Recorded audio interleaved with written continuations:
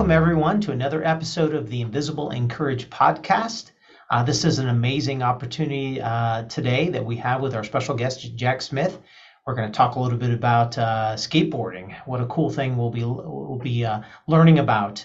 But why are we doing the InVisible InCourage podcast at this time? It's really to highlight our Walk and Roll-a-thon. That's walkandroll.org. We want people to really honor, support, and remember friends and family that have invisible disabilities. And that's why we're about the InVisible InCourage podcast. It's about having courage in the middle of difficult times. So let me tell you just a little bit about Jack Smith. So Jack is a legendary skateboarder and Guinness World Record holder.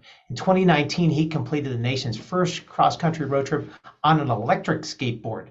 You know, it was a 2,400-mile journey, and it was his fifth across the nation, with his first taking place in 1976 on a regular skateboard. And that was from Oregon to Virginia. So I want to welcome to the podcast, Jack Smith. Welcome. We're so excited to have you here. Hey, thanks for having me. Yeah, it's just a pleasure. So we're kind of just dive into this. So tell us a little bit about your, where you grew up maybe, and why did you get involved in skateboarding?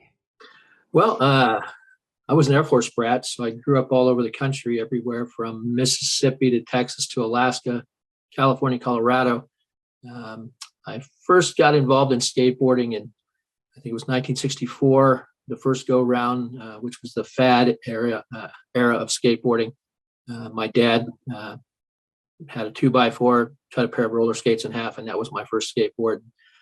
But even as an 8-year-old kid, I realized pretty quickly that, it wasn't that fun because the equipment was terrible. You hit any little crack or rock and down you went. So, I maybe did it for a month back then in the 60s. But then in 1974, the day after I graduated high school, I found an old 1960s mass-produced skateboard, that had clay wheels on it in my friend's backyard. And we started skating. We didn't even know that the new urethane wheels had come out yet. And, we eventually heard about those and bought some, and basically the rest is history. It got in my blood, and here I am, 66 years old and still pushing. Took a little fall on Sunday, but no real damage. So it's somebody would have told me I'd still be skating at 66 when I was 17. I'd say they were nuts. So, well, I don't know if you know who Louis Zamperini is. Of course, yes. The book Unbroken, and he was skateboarding in his 90s. Yeah, so, he did until his 80s. It was amazing. Yes.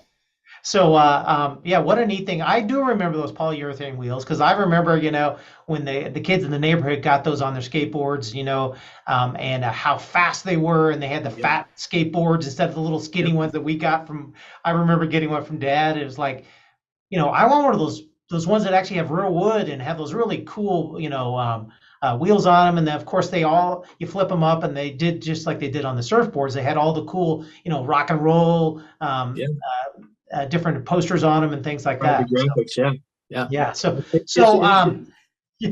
what an amazing thing. So, what made you all of a sudden to say, hey, I want to skateboard across the U.S.? I mean, come on. I mean, driving across the U.S. is hard enough. I mean, there are people that bike it, right? But skateboard it, I mean, that's a lot of pushing.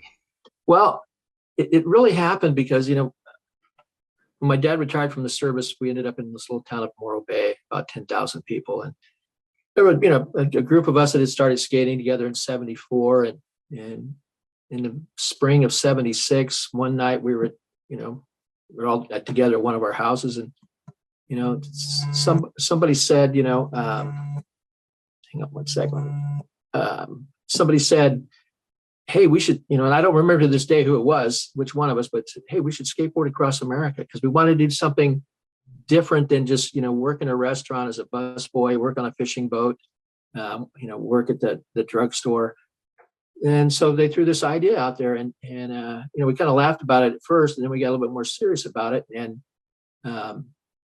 I had entered a contest down in San Diego, and before I went to the contest, I had written a letter to a wheel manufacturer, skateboard wheel manufacturer called Roller Sports in Florida, and they sent me some wheels for the contest. So I had a connection. So we wrote them a letter. We hand wrote them a letter, and we sent it off, and we didn't really think anything would come of it. About 2 weeks later, we got a letter from the company saying, hey, we like your idea. Here's what we'll offer. And they offered us all the gear we needed, plus a bunch of t-shirts. And they said they'd pay us $500 each if we finished. Wow. So, you know what? We were 19 years old. It's like, let's go. And we didn't train at all for it. We drew up a route. And I'd heard about what was called the bicentennial route because it was the bicentennial year. And we looked at that, but it kind of meandered around the country a little bit too much. It wasn't a real straight line. So our idea was, let's start in Oregon and go across the northern part of the country. And our thought process was that maybe there'd be less traffic because of less population. And that worked out. And we also thought, maybe it'd be a little cooler during the summertime up there, but it was plenty hot. I'm sure. So how long did it take you to do that? Well, the way we did it, and I always like to explain this to people, is we developed a relay method we call it the leapfrog relay. And the way it works is, just for sake of explanation, skater A starts skating. Our support vehicle, which was a 1969 Firebird, drove 3 miles out in front of us, and it would stop. Skater B would get out and start skating. The car would wait, the support vehicle would wait for skater A. And when he got there, they would drive 3 miles ahead, passing skater B. And then when they got to that 3 mile mark, they would stop. Skater C would get out and start skating. And so you just did this rotation all day. And each guy, depending on terrain, ended up skating anywhere from 35 to 50 miles a day individually. But as a team, that allowed us to do anywhere from 100 to sometimes close to 150 miles per day. So so it took us 26 days 32 days that first crossing. Wow. Yeah, and whoever was driving the car, they spent a lot of time driving, huh? Well, no, because it always changed because we were, each guy was part of the team, so there wasn't a designated driver. You just switched. You guys actually drove. So you skated. Oh my goodness! Wow. Yeah, so we had, we were the skaters and our own support team. Wow, that's pretty amazing. Yeah. Yeah. Well, kudos on that. I mean, so you got the $500, obviously, right?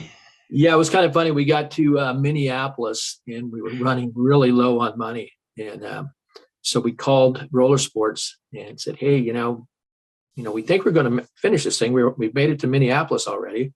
I said, "But we don't have any, maybe $100 left." And I think we each started with like $200 each. Right. Which gas costs money and stuff too. And back then, gas that summer I think was 59 cents a gallon or something. But so they actually wired us $500 in advance, and we were able to finish the trip. And then one of the representatives of the company met us in Williamsburg, and it was funny. They paid us $500 in cash each.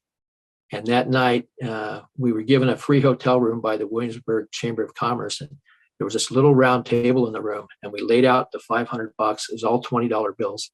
Wow. And to us as, 19-year-old kids, we thought we were rich, Yeah. We'd never seen that kind of money before. Wow, that's pretty cool. So what a neat time. So, obviously you recently did using electric, and we'll get to that in a moment there, but you've made 5 trips. And, Right. One of the things we wanted to talk about is really, our expectation is that a lot of times people with invisible disabilities, I mean, a lot of times for them, going across the nation would just be unheard of. Getting from, sometimes it's just getting out of bed and making it through the day for them is really their world record in a sense, right? And so, as I think about this, something drives you, obviously, money, you're young, you're like, hey, we can do anything, as kids, that drives you. But what really, I know there's some things that drove you to do the next few races. And if you could just kind of share through those, that would be awesome. Sure. Because they really all involve invisible disabilities and your passion for somebody else. And if you could share that, that would be awesome. Sure. So we did that first one in 76. when I came back, I stayed real involved in skateboarding, got involved in working in the skateboard industry. And there were two younger fellows who, they're probably 5 years younger than me, a guy named Gary Flewitt and Paul Dunn. And, over the years, they'd heard all my stories about skateboarding across America. And so in March of '84, the Highway 1, which runs along the coast here up by Big Sur, was closed for an extended period of time. So we decided it'd be a good, after they repaved, it'd be a good spot to skate. So we had one of our girlfriends drive us around the roadblock at 5 a.m, and we drove until we hit the next roadblock, and then she dropped us off. And that day we skated about 60 miles south on Highway 1. It was a great day, beautiful weather, only saw 4 cars the whole day because the road was closed. But on that trip, these guys are like, you know what, we're tired of your stories. We want to create some new stories. So we decided on that day to recreate or to do the trip again. And we added a fellow named Bob DeNike, but we decided that, let's do it for a cause. And we started reaching out, started researching, some of the various causes out there. And the one we found out that we really liked and we wanted to do it for was the Multiple Sclerosis Society. Right. Because we found that they spent the greatest percentage of the money raised on actual research instead of fancy offices. So we reached out to them, and we decided to do it for multiple sclerosis. And it was a real eye-opener because one, we learned a lot about MS before we left, so we could speak about it. And then along the way, we actually met people that had been either personally affected, they had MS, or someone in their family had. And it really opened our eyes to, because when you were a young kid back in the 70s, a lot of disabilities, either invisible or otherwise, they were kind of just swept kind of under the rug. They weren't talking. So this gave us that opportunity. And it like I said, for being, I was 27 at the time. The other guys were in their early 20s. So it was definitely an eye opener. And so we did it for MS. We, talked about it to the media as we went across the country. We ended up raising, a fair amount of money for their research. And so that was 1984, and did the trip, came back. Well, let me interject on that too. So I don't know if you've had much chance to look at my history, but my wife actually has primary progressive MS, was actually diagnosed at 27, the age you were at, and has not been able, she's been unable to work and been disabled ever since. Primary progressive, as you learned about it, is MS with no good days, right? A lot of people have what's called relapse and remit, where sometimes they relapse and sometimes they don't, right? And so, that's it impacts, less than 1% of the population, but that's a pretty big percentage number if you think about it, right? Yeah. Very, obviously very familiar with and the great work that they do on research and those things. So, yeah, thanks for that. So go on. Life happened from 84. Got married. Eventually had a son in 1988. My first son, his name was Jack Marshall Smith, and he was born with a very, very rare syndrome called Lowe Syndrome, LOWE syndrome. And at that time, he was born in 2003, or excuse me, 1988. And at that time, there was so little known about Lowe syndrome. At that time, there were maybe 350 boys worldwide who were affected by Lowe syndrome. And it was, I tell people, I can remember the day, that the doctors took us in this little room and, told us, what Jack's diagnosis was. And at that time, they just didn't have the information. I mean, this is pre-internet. And they basically sat us down and told us that, well, he'll probably live for about 2 years, and then his kidneys will fail and he'll pass away. Well, Jack told them all, and he lived to be 14. And he had pretty good quality of life for most of those years until the last couple. And Jack ended up passing away in May of 2003. And it'd been a long time since 1984, but I decided fairly quickly after he passed away that, I wanted to do another push across America to raise funds for Lowe syndrome, because it's what's considered an orphan syndrome, because it's so rare, it doesn't get much in the way of government funding for research. So, and so this is 2003, and it would be the first time I made use of the internet to promote the trip and actually to find people who wanted to skate and who had the time, who could take a month out of their lives to go skate across country. So we put together a team, and we had great sponsorship. Industry-wide, the skateboard industry really stepped up, as did, many acquaintances I'd met either in person or online through skateboarding. And we did the trip once again, and I was joined by Scott Cam, Nick Crest, and a young guy named Josh Moretti, because by that time I was in my 40s. And it was funny, Josh was the youngest guy on the trip. He was like 26 years old at the time, but he was really the glue that held us together, because he was a very calm guy and very funny.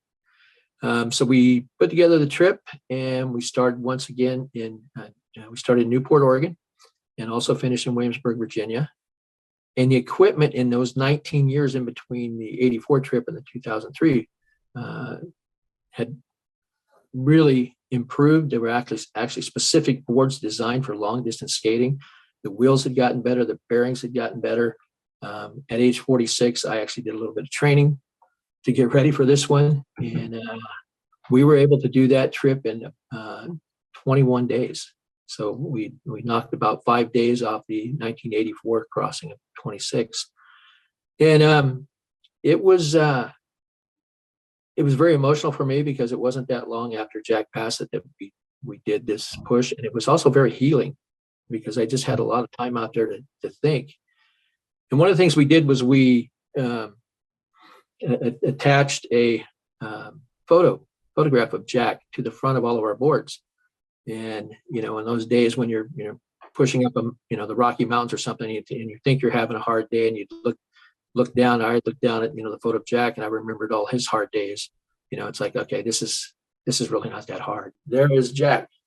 Wow. In front of the board, and that's the skateboard we used in 2002. So you see it's much different than your typical skateboard. Yeah, that is a cool board. Wow.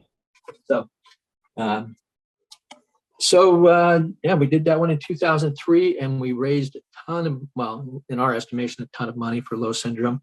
Right. I think it was somewhere in the $30,000 range, maybe. Wow. And we were able to, educate, not just people we met, but we had occasion that we ran into a few doctors along the way, and these doctors had never heard of it. So, maybe some of that information we shared with them, would help them diagnose a case, or a colleague of theirs diagnose a case later on. So it was a very successful trip. And then you did another one before the electric one. So tell me about why, obviously, I mean, what a passion for your son, and what a great memory. I mean, you created a memory that lasts beyond you, right? I mean, all these people that were involved, and they know that for your son, that what an amazing legacy. Yeah, it was. And then I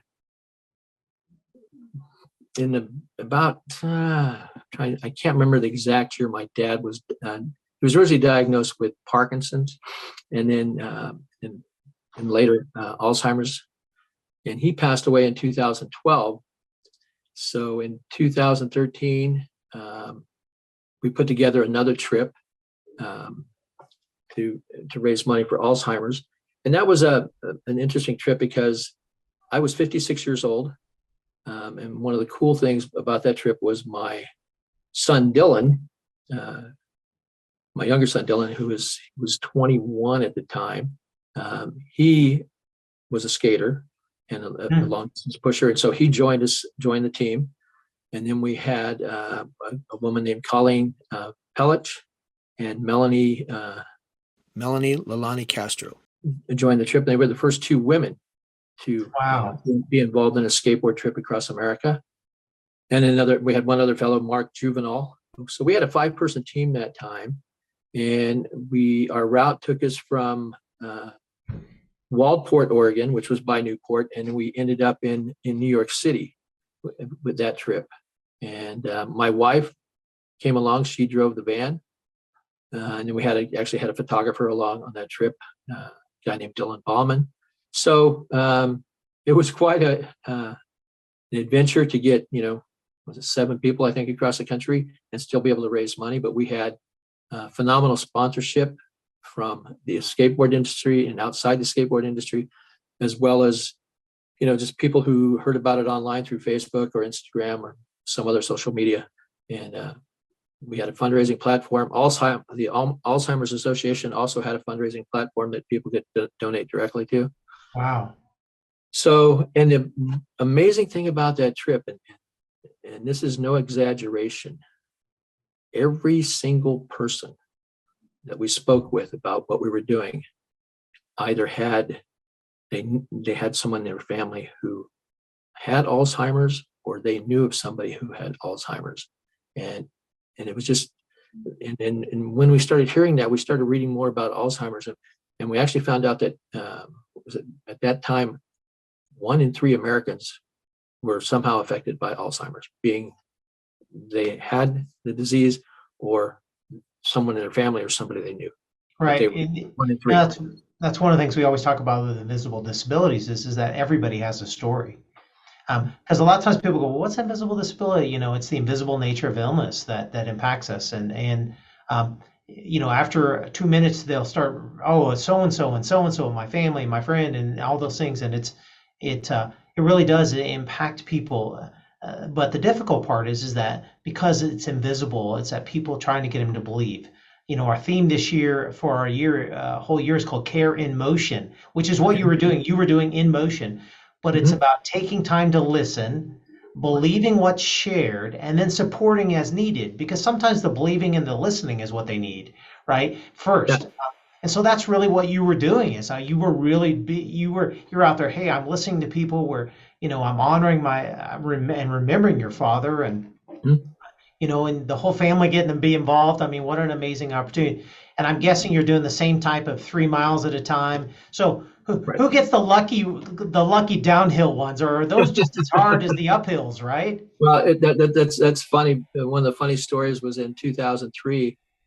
We were skating up, I can't think of the name of the Teton Pass. And I think it's 9 or 10,000 feet. And when we're skating up a pass like that, we'd actually sometimes we would cut our segments down to either a half mile or a mile, just so we could keep a faster pace. And so it just worked out that as we reached the summit, I was the guy pushing. And there was these couple fellows, really fit young men, putting their mountain bikes away in the turnout as I went by. And they looked over at me and they said, "Did you just skate up the pass?" And so I just kind of nodded like, "Yeah, I did," So, but that, going back to skating downhill, a lot of people would say, "Oh man, you must have hit a lot of great downhills." And we did. But the issue with that is that you can't skate it the same way you would skate your local downhill, because you don't know what's around the turn. Yeah. The road the condition of the road may go bad. There may be road construction, whatever. So we had to be very careful on the downhills because we didn't want anybody, to get hurt and not be able to continue the trip. And the most amazing thing about the 4 pushes I've done across the country that stands out to me is that we've never had a serious injury. Wow. To be on the side of the road, next to vehicles going by at 50 to 70, sometimes faster miles per hour, is quite nerve-wracking. Right. And you're exactly right. It's not like you just sit down on your board and see how fast you can go down the hill. Right. Exactly. And if you think about it, I mean, really what you did is really that's what life is about. It's really, when you live with a disability, you have to think about what's the impact. Whenever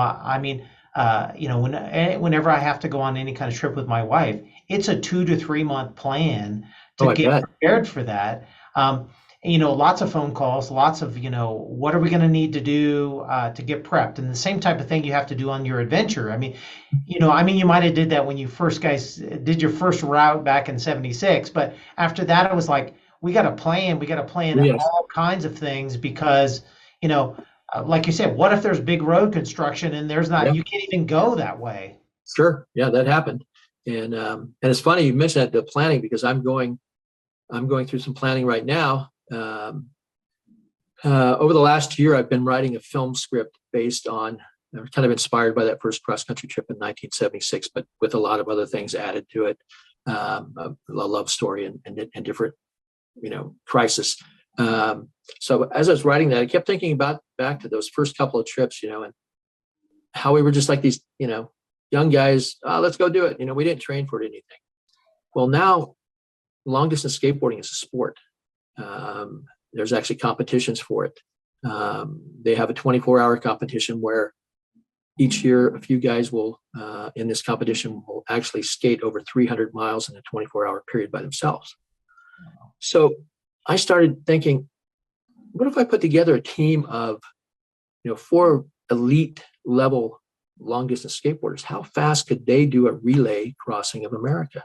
And so I kind of threw it out there to, some of the top guys who I know, and they all bought into it.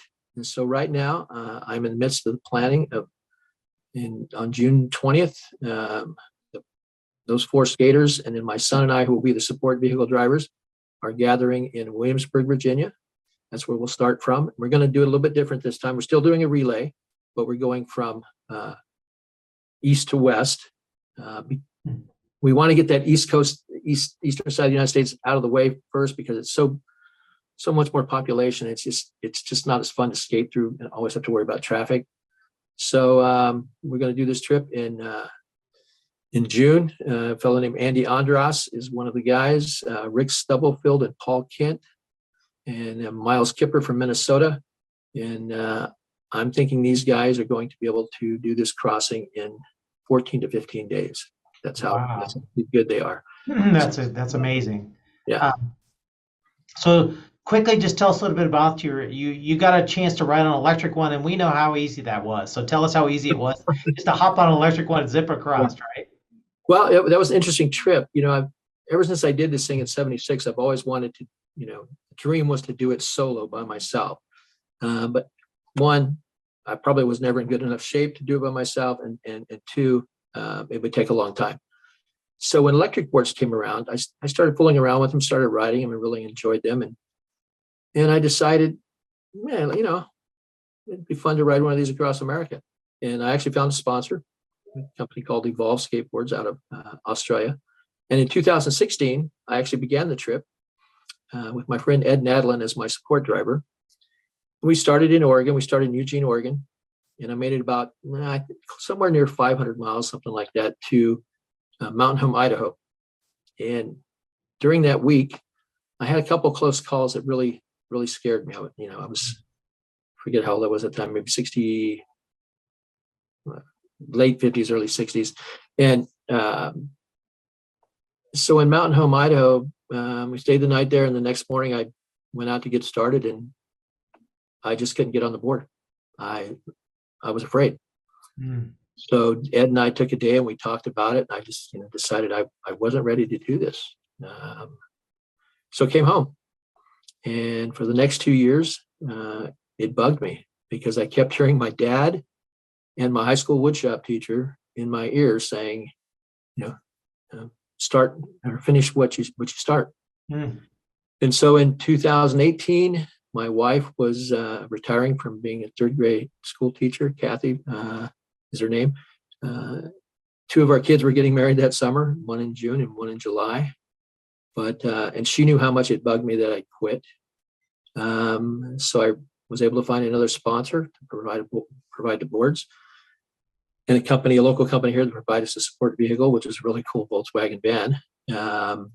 So after our kids got married, off we went. We drove up to Mountain Home, Idaho, where I left off, and rode the electric board to the steps of the Smithsonian in Washington, D.C.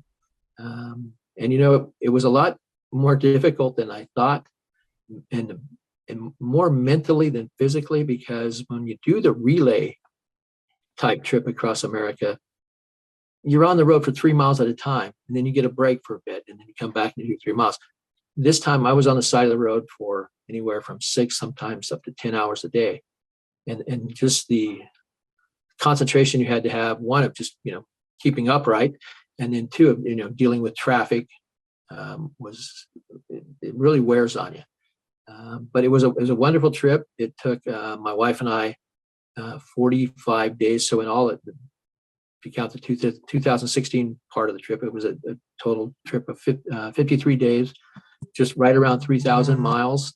And it was, we're all on back roads going across the country, never really on, we can't go on freeways. And it was just me and her, and a great way to see the country.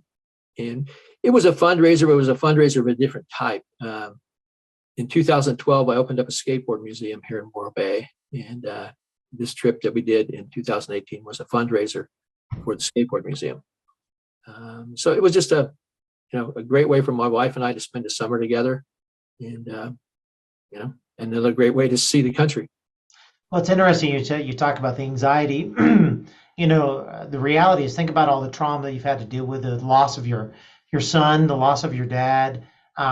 Those things, the anxiety that you had to deal with, those are invisible disabilities as well. And really, as you kind of work through those, and I think about the opportunity you had to process that, and on your ride on the electric board, right? And that opportunity with your wife to really just, how do we process through our lives? I mean, that's a lot of people don't get that opportunity to do that, and that's what an amazing opportunity. So as we kind of come to a conclusion here on this, and by the way, I really appreciate you taking the time to spend time with us, and your passion for helping others is really well shown. I mean, the people that are involved, you're excited to get them involved in those things. But one of the things about InVisible InCourage is really, if you think about what we've gone through, even through a pandemic, all these different things that we struggle with nowadays, that we, as we continue to deal with those things, we kind of talk about what gives you courage. That's that InCourage. What gives you courage to make it through a day? And I think about that, you can really focus even in on your trip with the electric board was, what gave you the courage to make it 10 hours on that, to make it through, right? I mean, before you put your picture of your son on there, that gave you motivation, but what gives you motivation just to make it through a day, not to make it through the week or the month, but. Yeah, I mean, it comes in many different forms, I guess. And I look back, especially when my son was born, and how we made it through each day then, because every day was just a challenge. I mean, everything from just for a while we lived in Iowa when Jack was a child and he was going to school, and it just the process of getting him ready to go to school. And dealing with, his education as best as it could be was a challenge. And you just, and for me, coming from my generation, I mentioned it before, when I was a young man or a child growing up, a teenager, you just didn't see people with disabilities that much, especially in a school environment, or even just a social environment. And so I had never really been around people with, disabilities. I knew nothing. And Jack's, diagnosis and his struggles with Lowe Syndrome really, opened my eyes and made me learn a lot of things, made me learn a lot about myself. And that's what I tell people is, Jack's disability, not only taught me about myself, but I've been able to share it with other people. And I've gotten emails from people and letters, saying, through what we've learned about your son and about, Lowe Syndrome and his struggles, it's given them, the courage to go out and do things and just to help them through their daily lives. Well, I so appreciate that, because I didn't even think about disabilities until I met my wife, who was already diagnosed with multiple sclerosis, and then also with Lyme disease from a tick bite. And so really, that story that we were able to share, invisible disabilities came out of that. She coined the phrase invisible disabilities, right? And so it really became that story, as you talked about, where that's what people relate to, is the story, right? It's that, there's nothing special about me, nothing special about you in that sense, right? We're humans dealing with this, and somebody comes into our life that's living with a disability, and we muddle through it, fuddle through it, try to make it through it, whatever we can. But when this is what I always talk about with hope. Hope is not about a cure per se, Because if you're always hoping for a cure, a lot of illnesses there's not a cure, right? I mean, hopefully someday through research and still those things they'll find cures, but really hope is about somebody who's living with it helping somebody else to walk their journey as well. And that's what I kind of see as well. And that's our whole Care in Motion this year. And we so appreciate you being involved in this. We definitely, want to hear your next journey and how you're doing that, and we'd love to keep in contact through that. How can people find out? Is there any way they can actually find out about your next journey and those things? We will of course, have a Facebook page. I think we've already got an Instagram page, and I think it's Skate Push. I can't remember the name of the Instagram page, but if you just look up Long Distance Journeys on Instagram or on Facebook, eventually our pages will pop up. And right. One last thing I wanted to add that was really interesting is especially by the trip in 2003 and the trip in 2013 is because of the internet.